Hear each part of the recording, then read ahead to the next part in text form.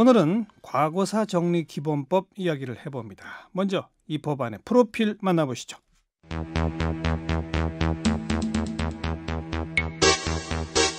이름 과거사 정리 기본법 개정안 발의 정의당 주혜선 의원 외 9인 생년월일 2017년 7월 13일 계류일 566일 국민을 지켜야 할 국가가 도리어 가해자가 되어 인권을 유린하고 목숨을 빼앗은 참담한 과거사가 있다. 그런 과거사의 피해자들이 절박하게 진상규명을 호소하고 있지만 과거사위원회는 가동을 멈춘 채 시간만 흐르고 있다. 국회가 외면한 피해자들의 억울함을 언제까지 방치해야 할까? 네, 과거사 정리 기본법 대표 발의하신 정의당의 추혜선 의원 나오셨습니다. 어서 오십시오. 네, 반갑습니다. 정식 명칭은 진실 화해를 위한 과거사 정리 기본법 일부 개정 법률안이죠. 네네. 진실 화해를 위한 과거사 위원회 과거에 있었던 거잖아요. 예, 그렇죠. 그때 그거에 근거가 됐던 법을 이번에 좀 일부 개정하자 이 말이네요. 네, 맞습니다. 이걸 내시게 된 이유가 뭐죠?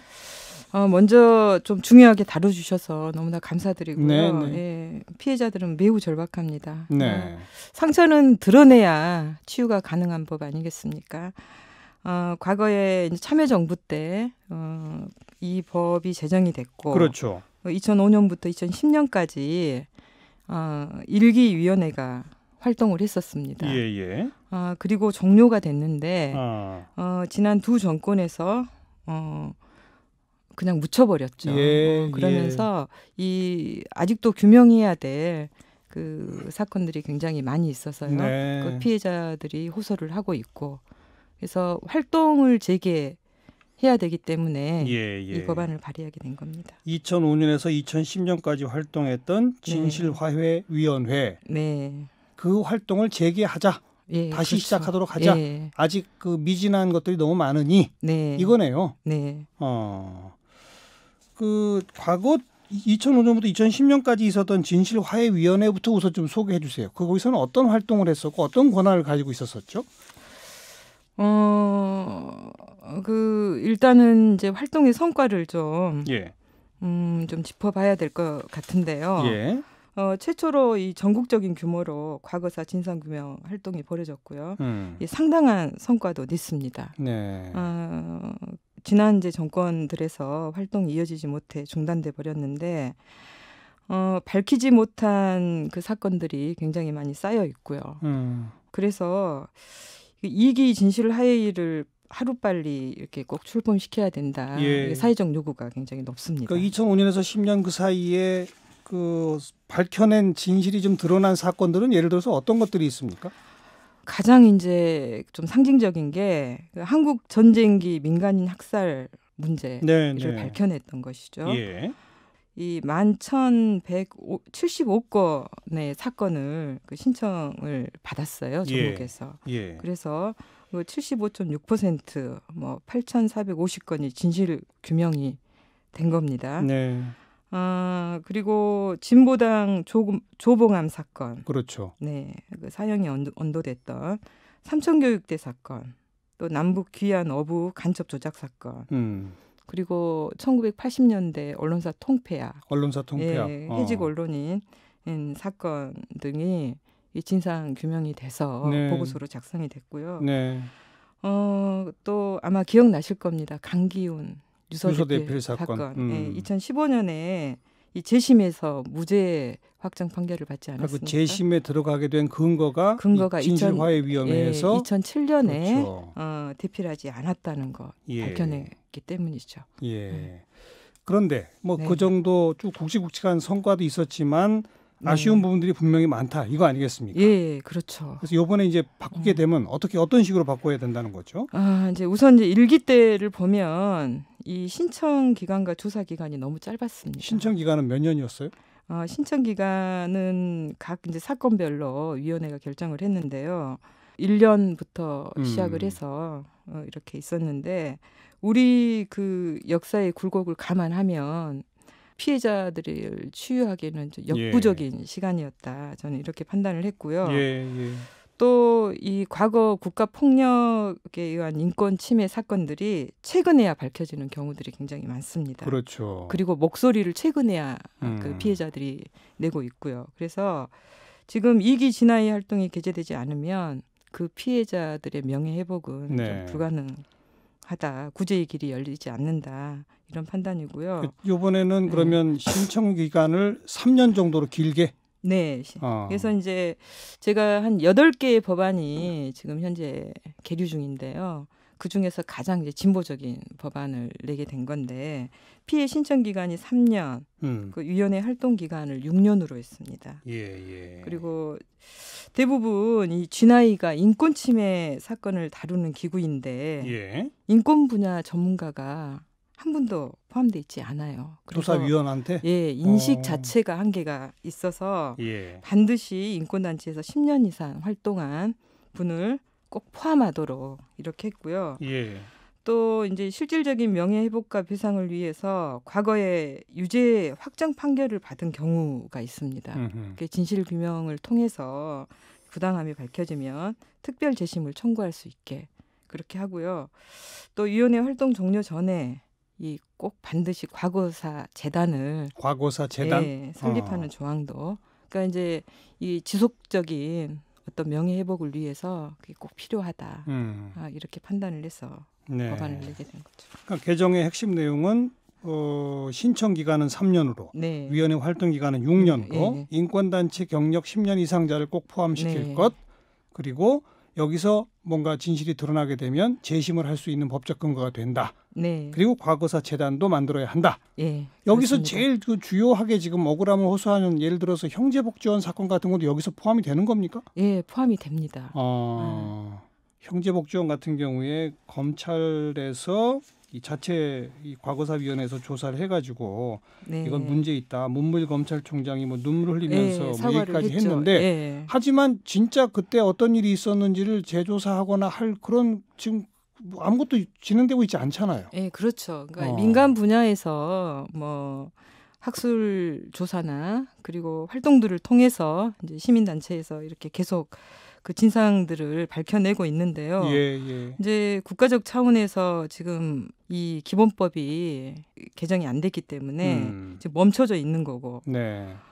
그나마 그래도 이 검찰 과거사위원회에서 지금 대부분의 비상선고 결정을 내리고 또 검찰총장의 사과까지 나오니까 오거돈 부산시장이 피해 생존자들을 다 불러서 공식 사과를 했습니다.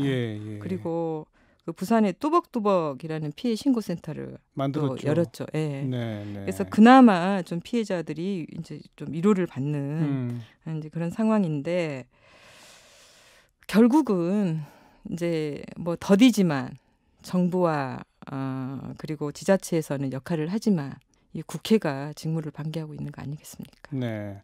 형제복지원 건은 그것만을 특별히 명시한 별도 특별법 같은 것도 많이 지금 발의가 돼 있잖아요. 예, 발의가 돼 있습니다. 근데 이 과거사 정리기본법 개정이 이루어져도 그 특별법하고 똑같은 정도의 효과를 발휘하는 겁니까? 어떻게 되는 겁니까? 이제 그 포괄을 한 거죠. 사실은 전체를 포괄할 수 있는. 이제 그 한국전쟁 민간인 학살 피해자 여러분들이 함께 그 피해자들이 다 모임을 갖고 이렇게 결정을 한 겁니다. 각각의 특별법들이 대부분 발의가 돼 있고요.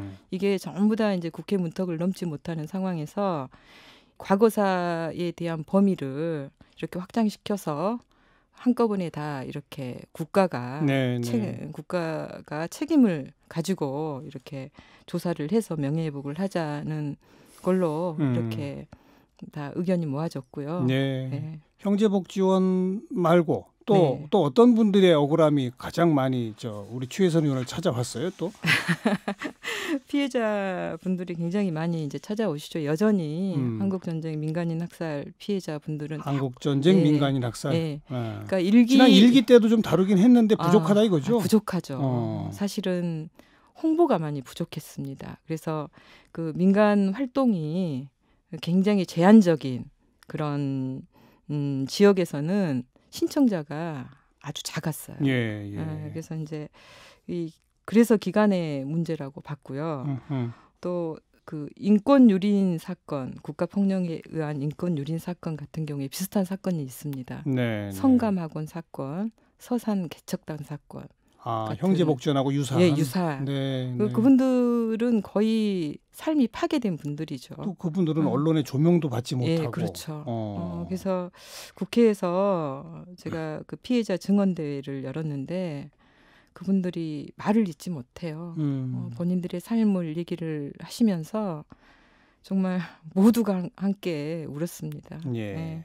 이제 그런 걸 많은 분들이 공감을 하고. 알겠습니다. 예. 이 법은 국회 행안위에서 다뤄지게 되죠? 네, 행안위죠. 근데 추혜선 의원은 지금 행안위가 아니시라면서요? 네, 저 정무위 활동을 하고 있습니다. 근데 이게 지난해 연말에 그 행안위 위원장 맡고 있는 인재근 의원이 뭐 견해 차이가 좀 있으면 일단 합의할 수 있는 거자도 합의하자. 그래서 최소한의 내용으로 개정안도 내고 그러지 않았었어요? 네, 맞습니다. 근데 왜 아직 처리가 안 되고 있습니까? 위원장이시죠. 네. 근데 이제 하도 답답하니까 위원장이 직접 개정안을 발의를 했는데요. 주요 내용은 위원회를 그냥 재개를 하자. 진실화해위원회 재개. 네. 그 법안이 논의된 과정을 보면 가장 큰 쟁점이 진상규명 범위였습니다. 네. 한국당에서는 일제강점기와 한국전쟁만 포함을 해서 하자. 현대사는 제외하자. 빼자. 예, 이렇게. 형제복지원 이런 거 빠지네요. 네, 다 빠지죠. 그러니까 현대사의 국가폭력에 의한 그런 시국 사건이라든지 그런 사건들은 빼자. 이렇게 강력히 주장을 했고요. 그러다가 이제 인재근 위원장이 재개를 하면서 조금 유한 법을 낸 거죠. 그런데 지금은 조금 더 법안을 다듬어서 이렇게 통과를 시키자 해서 지연작전을 쓰고 있는 겁니다. 다듬자고 하는 게 자유한국당 쪽이에요? 예, 어떻게 다듬자고 하는지 내용은 모르겠어요. 예. 법안 심사 소위 과정에도 가긴 갔던 모양이네요. 예, 법안 심사 소위에서 논의가 됐고요. 당시 이제 권은희 법안 소위 위원장이었죠. 네. 통상 상임위원회에 상정돼서 심사 소위에 가기가 어렵지. 심사 소위에 가면 그래도 좀 뭔가 절충이 이루어져서 처리되는 거 아닙니까? 그렇지 않습니다. 아닌가요? 예, 전원 합의체이기 때문에 한 분이라도 반대를 하면 통과되기 어렵습니다. 이게 좀 당별로 보면 그러면 정의당은 물론 뭐 거의 모든 의원이 이걸 발의를 했고 더불어민주당도 적극적입니까? 적극적이라고 말씀은 하시고 계세요.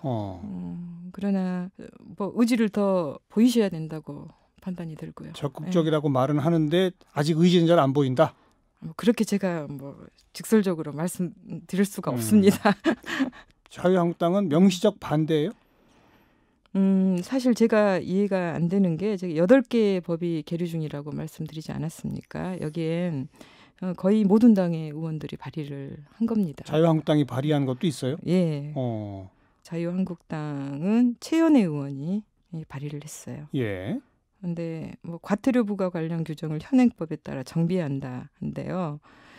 이제 병합 심사가 되면 그래도 법안에 묶여지기 때문에 관심을 가지고 얘기를 할 텐데 저도 왜 이 법안이 통과가 안 되는지 참 이유를 모르겠고 안타까울 따름입니다.